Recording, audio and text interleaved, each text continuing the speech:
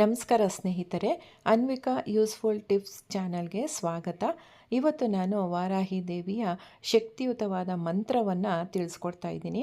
ಈ ಮಂತ್ರವನ್ನು ಭಕ್ತಿಯಿಂದ, ಭಕ್ತಿಯಿಂದ ಪಠಿಸಿದರೆ ಸಾಕು. ನೀವು ಯಾವುದೇ ತರಹ ಫೋಟೋ ಇಟ್ಟು, ವಿಗ್ರಹ ಇಟ್ಟು ಅದಕ್ಕೆ ಅಭಿಷೇಕ ಮಾಡಿ ತುಂಬ ಮಡಿಯಿಂದ ಶುದ್ಧವಾಗಿ ಪೂಜೆ ಮಾಡಬೇಕು ಅಂತ ಏನೂ ಇಲ್ಲ. ಯಾಕಂದರೆ ಕೆಲವರು ಮನೆಯಲ್ಲಿ ಪೂಜೆ ಮಾಡ್ತಾರೆ, ಕೆಲವರು ಮನೆಯಲ್ಲಿ ಮಾಡೋದಿಲ್ಲ. ಯಾಕಂದರೆ ಇದು ಉಗ್ರ ದೇವತೆ, ನಮಗೆ ಆಚರಣೆ ಇಲ್ಲ, ಹೇಗಪ್ಪ ಮಾಡೋದು ಅಂತ ಅನ್ನೋರ್ಗು ಸಹ ತುಂಬಾ ಸುಲಭವಾಗಿ ಪೂಜೆಯನ್ನು ಮಾಡ್ಕೋಬೋದು. ಬರೀ ಮನಸ್ಸಿನಲ್ಲೇ ಈ ತಾಯಿಯ ಒಂದು ಫೋಟೋ ಇದ್ದರೆ ಸಾಕು, ನಿಮ್ಮ ಮೊಬೈಲಲ್ಲಿದ್ದರೂ ಸಾಕು.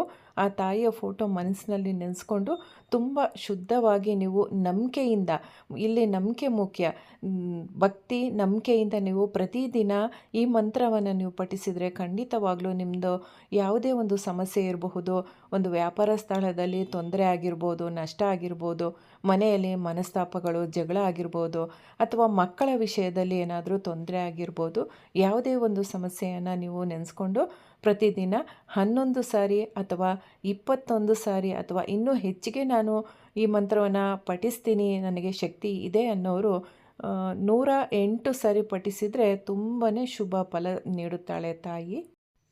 ಈ ಮಂತ್ರವನ್ನು ನೀವು ಯಾವಾಗ ಪಠಿಸಬೇಕಪ್ಪ ಅಂದರೆ ಪ್ರತಿದಿನ ರಾತ್ರಿ. ಯಾಕಂದರೆ ಈ ತಾಯಿ ರಾತ್ರಿ ದೇವತೆ ಆಗಿರೋದರಿಂದ ಪ್ರತಿದಿನ ರಾತ್ರಿ ನೀವು ಮಲಗೋಕ್ಕಿಂತ ಮುಂಚೆ ಈ ಮಂತ್ರವನ್ನು ಪಠಿಸೋದ್ರಿಂದ ಖಂಡಿತವಾಗಲೂ ನಿಮಗೆ ಒಂದು ವಾರದೊಳಗೆ ನಿಮಗೆ ಶುದ್ಧಿಯನ್ನು ಕೊಡ್ತಾಳೆ. ನಿಮ್ಮ ಸಮಸ್ಯೆಗೆ ಪರಿಹಾರವನ್ನು ತಾಯಿ ಕೊಟ್ಟೇ ಕೊಡ್ತಾಳೆ ಸ್ನೇಹಿತರೆ. ಆ ಮಂತ್ರ ಯಾವುದು, ಹೇಗೆ ಅದನ್ನು ಪಠಿಸಬೇಕು ಅಂತ ಈಗ ನಾನಿಲ್ಲಿ ಡಿಸ್ಪ್ಲೇಯಲ್ಲೂ ಸಹ ತೋರಿಸ್ತೀನಿ. ಈ ರೀತಿ ಪಠಿಸಬೇಕು. ಓಂ ಅತಿಶಯ ಕಾರ್ಯಸಿದ್ಧಿದಾಯೇ ಶ್ರೀ ವಾರಾಹಿಯೇ ನಮೋ ನಮಃ. ಓಂ ಅತಿಶಯ ಕಾರ್ಯಸಿದ್ಧಿದಾಯೇ ಶ್ರೀ ವಾರಾಹಿಯೇ ನಮೋ ನಮಃ. ಓಂ ಅತಿಶಯ ಕಾರ್ಯಸಿದ್ಧಿದಾಯೇ ಶ್ರೀ ವಾರಾಹಿಯೇ ನಮೋ ನಮಃ. ನಿಮ್ಮ ಕಾರ್ಯ ಫಲಿಸಿದ ನಂತರ ನನಗೆ ಕಮೆಂಟ್ ಮಾಡಿ ತಿಳಿಸಲು ಮರಿಬೇಡಿ.